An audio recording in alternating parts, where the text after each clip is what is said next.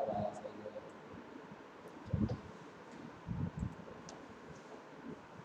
ठीक है,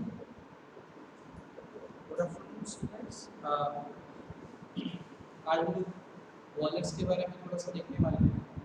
वॉलेट्स में क्या क्या चीज़ें हैं वो देखेंगे। तो वॉलेट में जैसे बहुत सारी चीज़ें और माउंटिंग्स एंड एसेसरीज के टर्म में हम इसको समझते हैं। और माउंटिंग एसेसरीज के टर्म में कैसे समझेंगे, तो हमने अभी रैंक लाइन सेट में पढ़ा था, उसमें बॉलर लगा हुआ था।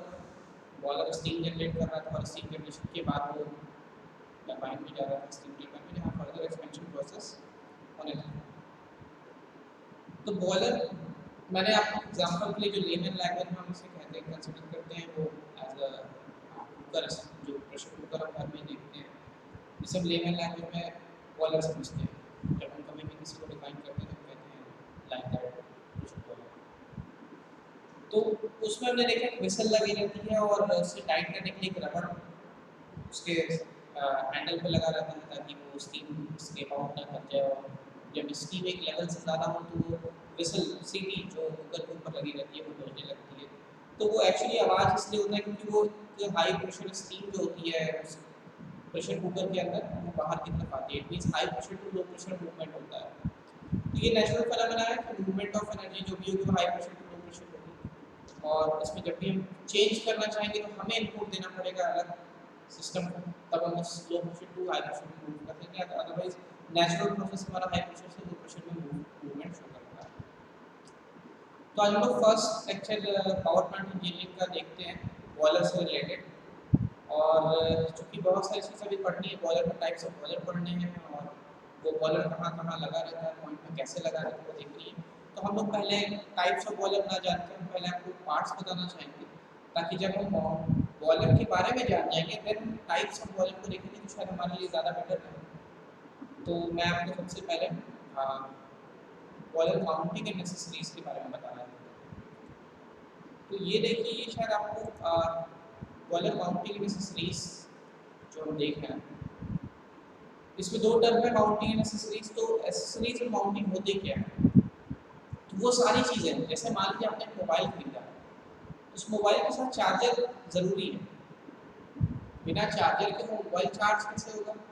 मोबाइल के अंदर बैटरी लगी हुई है, मोबाइल के अंदर कुछ कैपेसिटर लगा हुआ है, मोबाइल के अंदर कोई चिप लगी हुई है, मोबाइल के अंदर कुछ सर्किट है। इट मीन्स कि वो रिक्वायरमेंट है उस मोबाइल के प्रॉपर फंक्शनिंग के लिए। तो वो सारी चीज़ें जो सिस्टम के साथ उस सिस्टम को प्रॉपर फंक्शनिंग कराने के लिए रिक्वायरमेंट होती है, वो माउंटिंग्स कही जाती है। और अगर उसके साथ अगर आपको गाना सुनना है तो आप बढ़िया हेडफोन खरीद सकते हैं। आपको और मेमोरी उसकी इंक्रीज करनी है मोबाइल की, तो आप उसमें मेमोरी कार्ड एक्स्ट्रा लगा सकते हैं। आप उसमें नए नए सॉफ्टवेयर्स ऐड करते हैं ताकि आपका मोबाइल और अच्छा इम्प्रूव वर्जन का बने। आप उसमें ऐड ऑन करते रहते हैं चीज़ों को। उसके लिए कवर खरीदते हैं, मोबाइल कवर यूज़ करके, कोई फ्लिप वाला लेता है, कोई बैक कवर लेता है, कोई स्टैंड के साथ लेता है, ताकि वो सारी चीज़ों को, कोई सेल्फी लेने के लिए सेल्फी स्टिक खरीदता है। तो ये सारी चीज़ें क्या है, मोबाइल से कैमरा तो है ही, बट हमने सेल्फी स्टिक ली ताकि हम उससे अपना सेल्फी अगर लेना चाहें तो और बेटर कंडीशन में हम और बेटर तरीके से ले सकें। तो ये कैसे होगा? ये पॉसिबल नहीं हुआ अपने आप। ये सब कुछ जिसकी हेल्प से मैंने किया वो एक्सेसरीज में कंसिडर की जाएंगी। तो वो सारी चीज़ जो सिस्टम की एफिशिएंसी बढ़ाने के लिए की गई, जैसे जब सिस्टम हमने मोबाइल लिया, उस मोबाइल में वो सारी चीज़ें अवेलेबल थी जो उसको प्रॉपर फंक्शनिंग के लिए ज़रूरी थी, वो माउंटिंग कही। अब उस प्रॉपर फंक्शनिंग को और एनहेंस करने, मतलब कि अगर आपके पास आपने फ़ोटो खींचा और आपने फ़ोटो देखा मोबाइल से, तो वो मुझे बहुत अच्छा नहीं, पसंद नहीं आया, देन हम एक एप्लीकेशन डाउनलोड करते हैं जो हमारे फ़ोटो को फ़िल्टर कर देता है। ऐसा देखा है आपने कि लोग फ़िल्टर वाले एक ऐप को यूज़ करते हैं, तो वो जो फ़िल्टर वाला ऐप है वो एज ए एसेसरी काम कर रहा है आपके मोबाइल के लिए।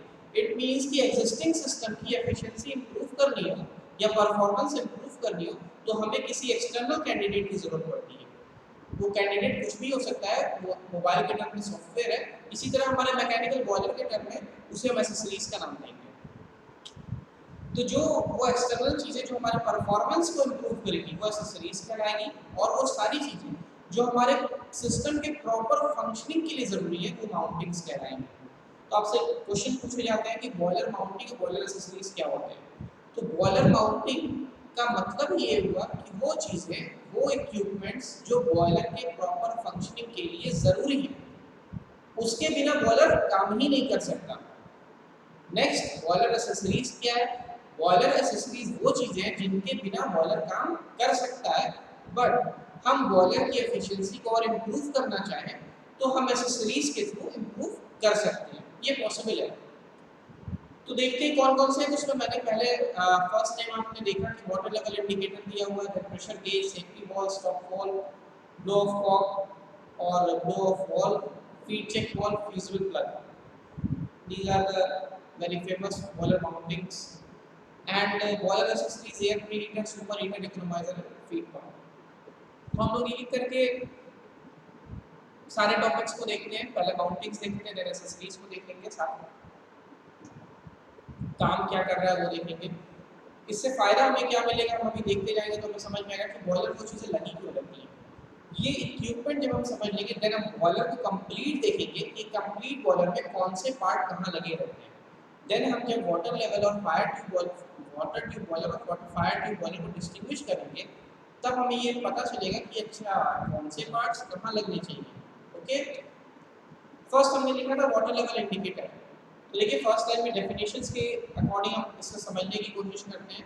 The function of water level indicator is to indicate the level of water in the boiler constantly. आपने देखा है आपके घर में पहले लोग कूलर अपने घर में रखते थे, उस कूलर में एक स्केल दिया रहता था, उस स्केल में हम ये शो होता था कि वाटर लेवल कितना है उस कूलर के अंदर, मीन्स पानी कितना भरा है। इसी तरह मान लीजिए आपकी ग्लास में आपने एक गिलास पानी लिया और एक स्केल उसमें अटैच कर दी। तो आपने एक गिलास पानी लिया था और उसमें स्केल अटैच कर दी। सपोज 10 सेंटीमीटर की ग्लास थी, 10 सेंटीमीटर आपने पानी भरा, थोड़ा सा आपने किया तो 10 सेंटीमीटर से थोड़ा सा नीचे होगा। इट मीन्स कि जो भी वेरिएशंस होंगे वो हम स्केल के थ्रू मेजर कर सकते हैं। तो वाटर लेवल इंडिकेटर का काम ये हो गया कि वो इन वेरिएशंस को, जो वाटर का वेरिएशन है उसे मेजर करेगा। तो इसकी ज़रूरत क्यों पड़ी? वाटर लेवल इंडिकेटर की ज़रूरत क्यों पड़ी? हम वाटर लेवल क्यों देखना चाहते हैं? हमारे पास सिस्टम अगर है, सिस्टम में पावर सप्लाई वाटर सप्लाई दे रहे हैं, हम क्यों ऐसा कोई अरेंजमेंट करें कि हमें वाटर लेवल इंडिकेटर की भी ज़रूरत है?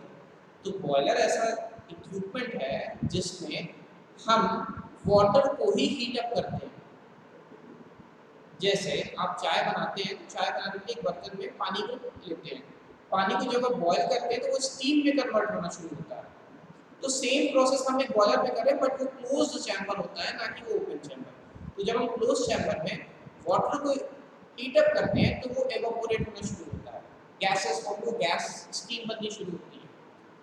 तो वो जो स्टीम बन रहा है उसमें कुछ वाटर लेवल का डिक्रीमेंट हमें देखने को मिलता है।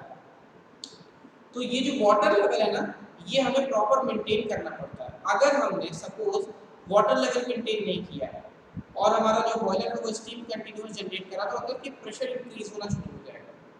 वो प्रेशर हमारे जो बॉयलर है उसको नुकसान पहुंचा सकता है, क्योंकि हमारा बॉयलर किसी एक प्रॉपर प्रेशर पे ही काम करने के लिए बना है। ऐसा नहीं पॉसिबल है कि हम बॉयलर को किसी भी फंक्शन पे, किसी भी प्रेशर पे काम कराना शुरू कर दें।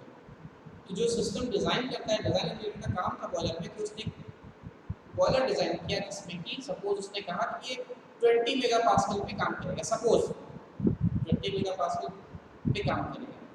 तो आप 20 से नीचे पे काम करेंगे, इट मीन्स कि मैक्सिमम हमारा जो रिक्वायरमेंट है वो 20 से अबव ना, उससे नीचे ही रहे, ताकि एक्सट्रीम कंडीशन में 20 पहुंचे और फिर भी हमारा बॉयलर सेफ रहे। बट सपोज अगर किसी कंडीशन में 20 ना हो करके 30 हो या 20 प्लस हो जाए, देन उस कंडीशन में आपके पास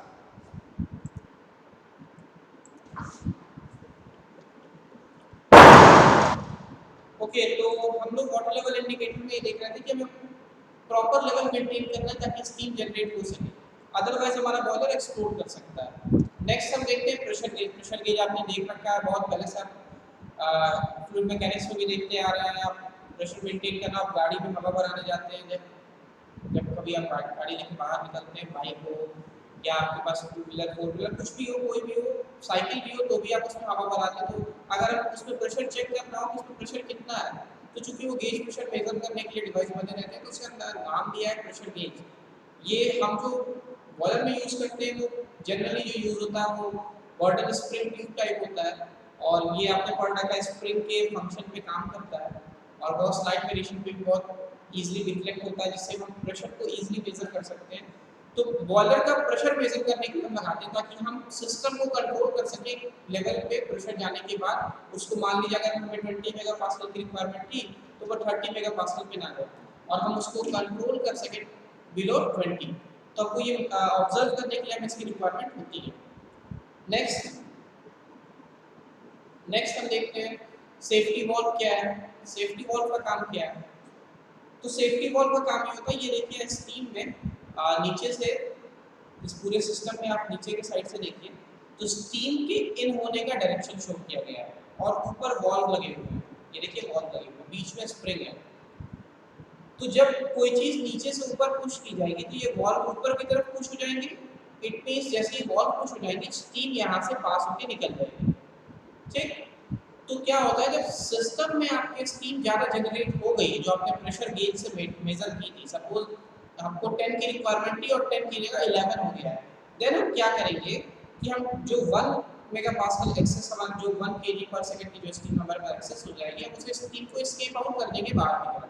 the function of safety valve is to safeguard the boiler from the danger of pressure higher than the safe working pressure। जो भी सेफ वर्किंग प्रेशर था अगर वो उससे ज़्यादा होगा देन हम उसे रिलीज करेंगे ताकि वो जो स्टीम है वो बाहर की तरफ रिलीज हो सके। तो हर बॉयलर में सेफ्टी वॉल्व का होना कंपलसरी है, अदरवाइज कैसे काम करेगा? कभी भी प्रेशर ज़्यादा होगा, हमें पता नहीं चलेगा कि कितना प्रेशर है। तो हमें मेंटेन करने के लिए प्रेशर गेज की हेल्प से हम देखेंगे कि जैसे ही एक्सीड करेगा हम उसे रिलीज कर देंगे। कई तरह के होते हैं, आपने देखा है, नाम सुना हुआ है, स्प्रिंग टाइप, हेडवेट टाइप और लीवर बेस, यानी बहुत सारे होता है। हमने जो यहाँ डायग्राम बना रखा है ये स्प्रिंग लोडेड है, तो ये सेफ्टी वॉल्व का एक फंक्शन हो गया। स्टॉप वॉल्व क्या काम करता है? स्टॉप वॉल्व का काम ये होता है कि सपोज आपने सर्टेन अमाउंट ऑफ स्टीम की रिक्वायरमेंट थी, अब हमारे पास बॉयलर से जो स्टीम आ रही है वो एक्सेस अमाउंट में, हमें इसकी रिक्वायरमेंट नहीं थी क्योंकि हमें सिस्टम में पूरे प्लांट को कंट्रोल करना रहता है सिर्फ स्टीम जनरेशन की वजह से। तो mass of amount of steam जो थी ना, mass flow rate of steam, उसे कंट्रोल करने के लिए हम स्टॉप वॉल्व का यूज करते हैं। तो stop valve is used to regulate the flow of steam from steam pipe to other और from the boiler to the steam pipe. जब भी हमें ऐसा जरूरत होगा तो हम उसे यूज कर सकते हैं और उसे क्लोज कर सकते हैं बाय हैंड व्हील। हम उसे हैंड व्हील से कंट्रोल करते हैं, उसे जैसे ही स्टॉप करना हो कि हमारा स्टीम जनरेट और ना हो तो हम बॉयलर के ऊपर से उसे बंद कर देते हैं ताकि वो स्टीम ज़्यादा बाहर में ना मिल सके। Next flow of valve means क्या? सपोज कि आपने वाटर यूज किया बॉयलर के अंदर जिसे आपने फिल्टर करने की बहुत कोशिश की थी, but after certain duration of time जब आपका बॉयलर कंटिन्यूअस स्टीम जनरेट कर चुका होता है, देन हमारे पास कुछ सेडिमेंट्स के फॉर्म में, कुछ जो वाटर के साथ जो पार्टिकल्स थे वो सब ड्रेन आउट, वो सब सेडिमेंट हो जाते हैं और एक तरह से सेटल डाउन हो जाते हैं बॉयलर में। तो चूंकि बॉयलर हमारा काफ़ी गंदा हो जाता है, देन हम उसकी पीरियोडिक मेंटेनेंस के लिए, यानी कि बॉयलर को खोल के साफ करना हो या उसके वाटर को हमें एस्केप आउट कराना हो, तो हम क्या करेंगे? तो उस कंडीशन में हम एक पैसेज बनाते हैं बॉयलर के नीचे नीचे नीचे के सेक्शन, बॉटम सेक्शन में, उसे ब्लो ऑफ कॉक या ब्लो ऑफ वॉल्व नाम देते हैं, to drain out water from the boiler for internal cleaning, inspection और अदर पर्पसेस। सपोज हमें बॉयलर की रिक्वायरमेंट है कि हम उसकी मेंटेनेंस देखें और मेंटेनेंस हम उसके इंस्पेक्शन में करना चाहते हैं कि अंदर से कहीं क्रैक तो नहीं है या कोई डैमेज और तो नहीं हुआ या कोई और इसकी कोई और डिसएडवांटेज में तो नहीं है मिलने वाला हमें, तो हम उसकी जब इंस्पेक्शन की तरफ मूव करते हैं देन हम उसे क्लीन करने की रिक्वायरमेंट होती है। तो हम ऐसा करते हैं कि उसके वाटर को ड्रेन आउट करना पड़ता है। तो चूंकि बॉयलर छोटा तो होता नहीं, काफ़ी बड़ा होता है, तो हमने एक पैसेज दे दिया ताकि हम वहाँ से वाटर को ड्रेन आउट कर सकें और फिर प्रॉपर इंस्पेक्शन कर सकें। Feed check valve, feed check valve क्या होता है? आपने feed check valve, feed pump का नाम सुना होगा है। बॉयलर में हमने देखा था, बॉयलर रैंकाइन साइकिल में बॉयलर स्टीम टरबाइन कंडेंसर और पंप लगा था। तो पंप का काम ये होता है कंडेंसर से जो कंडेंस हुआ वाटर है, जो लो प्रेशर लो टेम्परेचर पे वाटर है, उसको पंप करता है बॉयलर में, वापस एंट्री कराता है ताकि साइकिल हमारी कंप्लीट हो सके। तो साइकिल कंप्लीट होने के लिए उसके पंप से बॉयलर में वाटर को फीड किया। लेकिन एक बात सोचिए कि अगर एक फीड पंप ना होता तो कैसे काम होता? तो हम इस वाटर को दोबारा नहीं भेज पाते, हमें एक पंप की रिक्वायरमेंट होती है। तो ये पंप ऐसा काम करता है कि लो प्रेशर से हाई प्रेशर में वाटर को पुश करके ऊपर भेजता है। प्लस साथ में ये भी ध्यान रखना है कि चूंकि ऊपर हाई प्रेशर और नीचे लो प्रेशर है तो वाटर बैक फ्लो हो सकता है पंप के थ्रू नीचे, लेकिन ऐसा ना हो इसके लिए ही हमें फीड चेक वाल्व की रिक्वायरमेंट होती है। ये क्या करता है, ये वन वे पैसेज क्रिएट करता है कि जब वो फीड पंप कंडेंसर से आए हुए लिक्विड को फीड करके पंप करेगा और बॉयलर में इंट्रोड्यूस कराएगा, देन ये बॉयलर से वापस ना आ सके, बॉयलर से वाटर बाहर ना आ सके, यानी जो प्रिवेंट करता है escaping of water from the boiler due to high pressure inside, क्योंकि बॉयलर हाई प्रेशर पे है, पंप लो प्रेशर पे है। और हम जानते हैं कि नेचुरल फिनोमेना जो है वो हाई प्रेशर से लो प्रेशर का मूवमेंट शो करता है, बट हम ऐसा नहीं चाहते कि high pressure to low pressure movement हो यहाँ पे। क्यों? क्योंकि हमारा तो काम ही था कि हम लो से हाई पे मूव करें, इसलिए हमने पंप लगा रखा था। तो अगर वो हाई से लो पे वापस चला गया तो फिर मेरा पंप का यूज ही तो वेस्ट हो गया, फिर हम उस कंडेंस वाटर को दोबारा यूज नहीं कर पाएंगे। तो वन वे पैसेज की रिक्वायरमेंट होती है कि वो वन वे मींस एक low pressure to high pressure गया वापस ना आ पाए, जैसे ही वापस आएगा वाल्व क्लोज हो जाएगा। जैसे ही आपका high pressure to low pressure water आने की कोशिश करेगा ये वाल्व क्लोज हो जाएगा और वाटर बाहर नहीं आ पाएगा। तो फीड चेक वाल्व ये क्लोज कंट्रोल करता है। देखिए फीड पंप कंडेंसर के बाद यहाँ से एंट्री किया, देन ये स्टॉप वाल्व होता है। जैसे ही आप नीचे से ऊपर low pressure to high pressure गए, ऑफ कोर्स ये आपको पैसेज देगा, आप वाटर को इन करा सकते हैं, बट जैसे ही as soon as possible water boiler से वापस आने की कोशिश करेगा, ये वॉल्व नीचे की तरफ पुश हो जाएगा और ये बंद हो जाएगा। ठीक, तो ये फीड चेक वॉल्व का काम करता है। देन फ्यूजिबल प्लग का काम क्या होता है? सपोज इसका मेन काम क्या है, ये कंट्रोल करता है बॉयलर के अंदर के टेम्परेचर को, समझिए, और ये एक्सप्लोजन को अवॉइड करता है। कैसे? ऐसे समझिए कि ये एक बॉयलर है और उसके अंदर वाटर लेवल बहुत डिक्रीज कर गया है। तो जब वाटर लेवल डिक्रीज कर जाएगा तो वाटर लेवल से तो हम देख रहे हैं कि वाटर लेवल डिक्रीज कर रहा है, पर किसी सर्टेन ड्यूरेशन ऑफ टाइम आपने ध्यान दे दिया या हमारा वाटर लेवल किसी सर्टेन ड्यूरेशन ऑफ टाइम में बहुत ज़्यादा डिक्रीज कर गया, देन बॉयलर का प्रेशर बहुत इंक्रीज कर जाएगा। उस ड्यूरेशन में जो हमारा फ्यूजिबल प्लग होता है वो मेल्ट कर जाता है। मेल्ट मीन्स वो पिघल जाएगा, खुद ही पिघल जाएगा। जैसे ही वो पिघलेगा हमारी स्टीम वापस बैक फ्लो के अंदर चली जाएगी और बाहर ना जाने की वजह से हमारा जो फायर होगा वो फायर जो भी होगा वो बुझ जाएगा या फिर बंद हो जाएगा, यानी कि जो भी कंबशन प्रोसेस था वो नहीं हो पाएगा। ठीक, तो इसको हम डेफिनेशन के रूप में अगर देखते हैं तो देखिए आप इसमें लिखा है आपके सामने होगा कि the main purpose of fusible plug is to extinguish the fire, उसे बंद कर उसे बुझा देने के लिए यूज करते हैं फ्यूजिबल प्लग। किसे? जो फायर चल रहा होगा। तो सिर्फ बॉयलर पे ही एक ऐसी जगह जहाँ पे फायर की जरूरत है कंबशन कराने के लिए। In the furnace of boiler when the water level in the boiler falls below an unsafe level, जब भी वाटर का लेवल एक अनसेफ लेवल से नीचे जाएगा तो स्टीम बहुत ज़्यादा होनी शुरू होगी। स्टीम ज़्यादा होनी शुरू होगी मीन्स स्टीम नहीं क्रिएट होगी, प्रेशर बहुत ज़्यादा क्रिएट हो जाएगा, इसकी वजह से एक्सप्लोजन के चांसेस होंगे। तो दस explosion is avoided which may take place due to overheating of tubes and shell. It is generally fitted over the crown of the furnace or over the combustion chamber. This is shown in figure. आप मुझे बताइए, खुद सोचिए, steam जब generate होगी तो वो नीचे से ऊपर की तरफ मूव करेगी, इसका मतलब मेल्ट होने वाली चीज ऊपर ही लगी होगी, नीचे तो लगी नहीं होगी। तो अगर आपसे पूछा जाए कि फ्यूजिबल प्लग कहाँ लगा रहता है बॉयलर में, तो आप बता सकते हैं कि बॉयलर के टॉप सेक्शन में फ्यूजिबल प्लग लगा रहता है। अगर आपको वाटर ड्रेन आउट करना हो बॉयलर में से तो आप लो ऑफ कॉक कहाँ लगाएंगे? नीचे की तरफ लगाएंगे, ताकि जो भी वाटर को ड्रेन आउट करना हो नीचे से आप खोल दें वो सारा पानी बाहर आ जाए। नेक्स्ट, एयर प्रीहीटर का काम क्या होता है? बॉयलर में आप जब कुछ अमाउंट ऑफ एयर पास करते हैं, कुछ अमाउंट ऑफ हीट देते हैं, तो चूंकि आप एटमॉस्फेयर से देंगे तो वो एटमॉस्फेरिक प्रेशर और टेम्परेचर पे रहेगा, पर अगर आप उसे कुछ और सर्टेन टेम्परेचर पे देंगे देन आपको फायदा मिलेगा क्या कि आपका हीट सप्लाई कम हो जाएगा। और एफिशिएंसी हमारी क्या होती है? Work done upon heat supply. आपने पहले से ही किसी को हीट अप करके दिया है, सपोज आपको चाय गर्म करनी है, आपने चाय गर्म करने के लिए आपने एक फ्रिज से बॉटल निकाला, उसे पानी लिया और उसे गर्म करना शुरू किया, और एक आपने नॉर्मल वाटर लिया, टैंक वाटर जो आपके घर में वाटर टैप से आता है, टैप से वाटर लिया और उसे गर्म करना शुरू किया। दोनों में से कौन सा जल्दी गर्म हो जाएगा? वाटर टैप जल्दी गर्म हो जाएगा एज कम्पेयर टू वो वाटर जो अभी आपने फ्रीजर से निकाल के किया है। दोनों गर्म होंगे बट दोनों में टाइम का वेरिएशन दिखेगा। तो मैंने कुछ ऑलरेडी इसके पास हीट थी, यानी हमें उसे कम हीट देनी पड़ी। यही काम एयर प्रीहीटर हमें हेल्प करता है। ये क्या करता है? the air is heated by using the heat of flue gases in a device called preheater. which otherwise would have been lost to the atmosphere। जो हमारा सिस्टम जनरेट करता है हीट, ऐसी बहुत सारी हीट होगी जो escape हो जाएगी एटमॉस्फेयर में और वो लॉस्ट हो जाएगी। तो हमें इस बात को देखना होगा कि जो लॉस्ट हो रही है अगर हम उसमें से कोई हीट यूटिलाइज कर लेते हैं, देन हमारे पास ये ऑप्शन होगा कि हम उस हीट को यूटिलाइज करने के लिए अपने सिस्टम को ही ले लें। तो वो कहाँ यूज हो रही है, वो हॉट एयर हम कहाँ यूज करेंगे।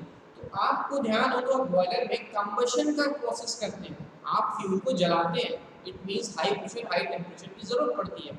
उस कंडीशन में हम हाई टेम्परेचर की जो एग्जॉस्ट गैस है उसे यूज कर लेते हैं और वापस पास कराते हैं ताकि हमारी एफिशिएंसी इंप्रूव हो। एफिशिएंसी कैसे इंप्रूव होगी, हमारा जो अमाउंट ऑफ हीट सप्लाई उसे रिड्यूस करके। ठीक, तो by using preheater means air preheater, the overall efficiency will increase by 10%। Efficiency 10% increase कर जाती है। तो ये एक चीज होती है। तो एयर प्रीहीटर का काम देखते हैं, ठीक है। The purpose of the air preheater is to recover the heat from the boiler flue gases, which increases the thermal efficiency of the boiler by reducing the useful heat lost in the flue gas। ठीक है, basic diagram है। Flue gas यहाँ से pass out हो रही है और escape हो जाएगी, स्टैक जिसे हम कहेंगे, और फ्रेश एयर जब हम पास कराएंगे तो चूंकि वो हाई टेम्परेचर स्टीम उसके काउंटर फ्लो कर रही है, देन हीट एक्सचेंजर का काम होगा और हमारा जो नॉर्मल फ्रेश एयर गया था वो हॉट एयर में कन्वर्ट होकर के बाहर आएगा। ठीक है, सुपर हीटर का काम क्या होता है, तो अगर आपको रैंकाइन साइकिल का ध्यान हो जो हम लोग इससे पहले देख चुके हैं न्यूमेरिकल में, तो रैंकाइन साइकिल में सुपर हीटेड रीजन वो होता है जो ड्राई सैचुरेशन लाइन के दूसरे राइट साइड में होता था।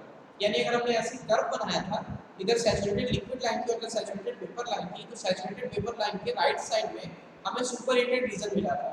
वो सुपर हीटेड रीजन का क्या काम था कि अमाउंट ऑफ स्टीम जो आ रही थी वो वेट ना होकर के वो सुपर हीटेड रीजन में रहता है। इससे फायदा क्या होता था, मॉइस्चर कंटेंट खत्म हो चुका रहता था, तो हमें फायदा मिलता था large amount of work output and साथ में हमें क्या मिलता था, quality of steam is much better as compare to अगर हमारे पास जो ब्रेविस फ्रैक्शन की वैल्यू x1 से कम होती थी। तो हमें इस बात का ध्यान रखना है कि सुपर हीटर हमारा काम क्या कर रहा है। Super heater is a device used to convert saturated steam, जो सैचुरेटेड लाइन पे था, सैचुरेटेड स्टीम और वेट स्टीम अगर ऐसा है तो उसे कन्वर्ट कर दे सुपर हीटेड में, ताकि हमारे पास मॉइस्चर कंटेंट रिड्यूस हो जाए, जिसकी वजह से स्टीम ड्राई हो जाएगी और हमारा जो बॉयलर जो टरबाइन है, टरबाइन पे जो प्रेशर जो इम्पिंज होने वाला था वो प्रेशर वो कम हो जाएगा, जिसकी वजह से जो इरोजन प्रॉब्लम थी वो सारी रिड्यूस हो जाएगी और टरबाइन की लाइफ इंक्रीज कर जाएगी। तो इसलिए सुपर हीटर का भी रिक्वायरमेंट हमें होता है। तो सुपर हीटर, एयर प्रीहीटर, ये सारी चीजें आपकी क्या करें, एफिशिएंसी इंप्रूव करती है, इसलिए वो इकोनोमाइजर में आती है। ठीक है, types of super heater, radiant super heater, convective super heater, separately fired super heater, बहुत ज्यादा इसमें जानना है। रेडिएंट सुपर हीटर क्यों नहीं जानना, क्योंकि इसकी रिक्वायरमेंट है नहीं, ये सारी चीजें पढ़ चुके हैं। आपसे एग्जाम में पूछते हैं कि types of mounting, types of accessories बताइए, आपसे बहुत डीप में पूछते हैं, इसलिए बहुत डीप हम लोग इसको डिस्कस भी नहीं कर रहे हैं। तो radiant superheater is placed directly in radiant zone of the combustion chamber near the water so as to absorb heat by radiation. That's why its name is radiant superheater. Next one is the convection superheater. Is located in the convective zone of the furnace, usually ahead of economizer. What is economizer? Next topic पे भी हम लोग देखने वाले हैं। Hot flue gases के path पे economiser लगा रहता है।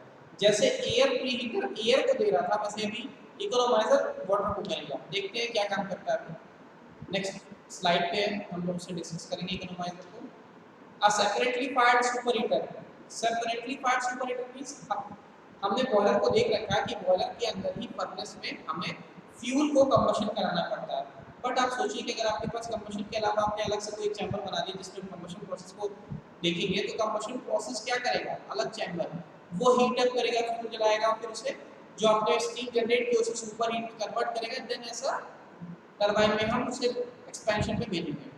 बट ऐसा पॉसिबल है, लेकिन ये बहुत लार्ज, बहुत कॉम्प्लिकेटेड स्ट्रक्चर हो जाएगा और जिसकी रिक्वायरमेंट हमें है नहीं, इसलिए हम इससे इस ऐसे सिस्टम को अवॉइड करते हैं। और जिससे पहले सुपर हीटर वाला था, जो ये डायग्राम था जिसमें सुपर हीटर का यूज कर रहा है, सुपर हीटर को यूज करते हैं, अलग से कोई कंबशन प्रोसेस नहीं कराते हैं। तो सेपरेटली फायर्ड सुपर हीटर भी होते हैं जिसमें सेपरेट कंबशन चैम्बर की रिक्वायरमेंट होती है, जो पर्टिकुलर टेम्परेचर प्रेशर को मेंटेन करता है, ताकि जो एग्जिस्टिंग बॉयलर वहां से जनरेट होने वाली स्टीम को सुपर हीटेड स्टीम में कन्वर्ट कर सके। यानी सेपरेट कंबशन चैम्बर की रिक्वायरमेंट अलग होती है। इकोनोमाइजर क्या है? इकोनोमाइजर देखिए बॉयलर से जो अमाउंट ऑफ वाटर जो फीड पंप के थ्रू आ रहा है, जो फीड पंप के थ्रू आ रहा है वो सारी चीजें हमारी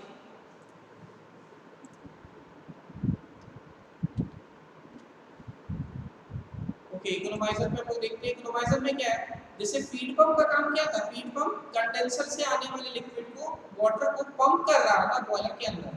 तो मैंने आपको बताया था कि पंप करता है तो वहां पे वन वे पैसेज बनाते ताकि वाटर हाई प्रेशर से लो प्रेशर वापस ना आ जाए। ठीक उसी तरह से अब इकोनोमाइजर का काम क्या है, ये वन वे पैसेज नहीं क्रिएट करेगा। ये क्या करेगा इकोनोमाइजर, एक सिस्टम है जो फीड पंप से वाटर आ रहा है उसका टेम्परेचर कुछ इंक्रीज करेगा। कैसे? इकोनोमाइजर खुद के पास उसका कोई हीट नहीं है, तो क्या करते हैं बॉयलर से जो वेस्ट स्टीम निकलने वाली वेस्ट हीट होती है उस बॉयलर की हीट को हम यूज करते हैं इकोनोमाइजर में। बॉयलर से हीट को यूज करते हैं फ्लू गैसेज जिसे हम कहते हैं इकोनोमाइजर में। तो चूंकि हॉट गैस आई और हॉट गैस पास हो जाएगी एक इकोनोमाइजर सेक्शन से, तो ये इकोनोमाइजर सपोज करिए हॉट फ्लू गैस आई और हॉट फ्लू गैस आई और यहाँ से फ्लू गैस पास हो गई। तो जो पास होके गई इकोनोमाइजर से क्या वो टेम्परेचर इन से ज्यादा होगा या आउट पे ज्यादा होगा? टेम्परेचर इन पे ज्यादा होगा, आउट पे कम होगा। क्यों कम होगा? क्योंकि आपने कोल्ड वाटर भी सप्लाई किया इकोनोमाइजर में।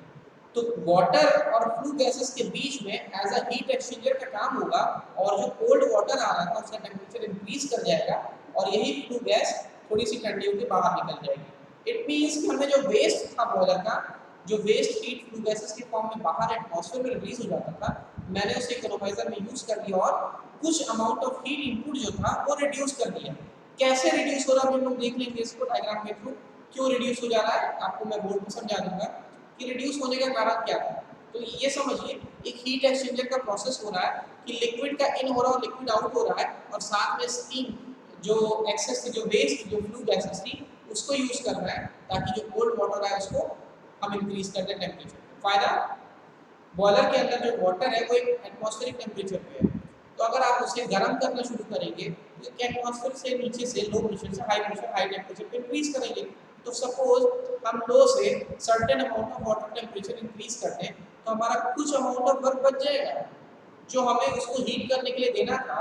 सपोज 0 to 100 जाने में जितना समय लगेगा उतना हमको 20 to 100 जाने में नहीं लगेगा। अगर हमें 0 डिग्री से 100 डिग्री में जाना है तो हमें जितना समय लगेगा वो हम 20 डिग्री से 100 डिग्री जाने में नहीं लेंगे। क्यों? क्योंकि जो 20 डिग्री हमें 0 से 20 ऑलरेडी गर्म कर दिया है वो टाइम हमारा बच जाएगा। इट मींस कि हम बॉयलर की एफिशिएंसी को इंप्रूव कर सकते हैं। इकोनोमाइजर का एक डायग्राम है छोटा सा, कैसे वाटर का इनलेट हो रहा आउटलेट हो रहा और फ्लू गैसेस पास आउट हो रही है। तो ये काउंटर फ्लो हीट एक्सचेंजर कह सकते हैं या फिर आप इसे क्रॉस फ्लो भी कह सकते हैं। तो ये हीट एक्सचेंज का काम कर रहा है। नेक्स्ट फीड पंप का काम क्या है? कंडेंसर से कंडेंस हुए लिक्विड को वाटर में इंट्रोड्यूस कराना ही फीड पंप का काम होता है। अगर आपको याद हो तो कार्नोट साइकिल में कंप्रेसर लगा रहता है। कंप्रेसर का काम क्या होता था? वो वेट रीजन से कोई जो कंडेंस जो पार्शियली कंडेंस फ्लूइड थी हमारे पास हम उसे कंप्रेस करके एक हाई प्रेशर पे भेजते थे, बट जिसकी वजह से हमारे पास जो वर्क इनपुट था वो बहुत बढ़ जाता था। तो हमने फीड पंप लगा दिया। पंप का काम क्या था? पंप क्या करता है? स्पेसिफिक वॉल्यूम ऑफ फ्लूइड पे फोकस करता है ना कि गैसियस रीजन पे। तो गैसियस का चूंकि कोई अमाउंट नहीं होता सिर्फ लिक्विड होता है जिसकी वजह से Vf dp जिसे हम लिखते हैं पंप वर्क में Vf into dp change in pressure specific volume of fluid into change in pressure. तो जो मल्टीप्लाई किया हमने तो जो स्पेसिफिक वॉल्यूम था वो बहुत कम होता है। आप स्टीम टेबल पे देखिएगा फ्लूइड के लिए स्पेसिफिक वॉल्यूम की वैल्यू बहुत कम होती है एज कंपेयर टू गैस। तो हम फ्लूइड का इतना कम कर देते हैं जिसकी वजह से हमारा पंप वर्क रिड्यूस हो जाता है और उसके बाद हम इसे रिड्यूस करके इनपुट वर्क रिड्यूस करके बॉयलर में इंट्रोड्यूस कर देते हैं।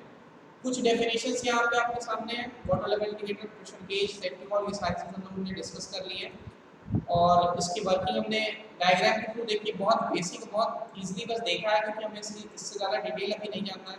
हम लोग पावर पॉइंट पे इसको बॉयलर के पर्टिकुलर एसेसरीज माउंटिंग को नहीं देखना है। जो अपने AKTU सिलेबस के अकॉर्डिंग है मैं उसके अकॉर्डिंग आपको बता रहा हूँ। बाकी और कोई चीज़ें ऐसी छूटी नहीं है जो आपको अभी जाननी थी, बाकी चीज़ें बाद में पढ़ेंगे। तो आज के लिए अभी फिलहाल इतना ही करते हैं। नेक्स्ट हम लोग अगले लेक्चर में फिर डिस्कस करेंगे क्या है। Okay, thank you.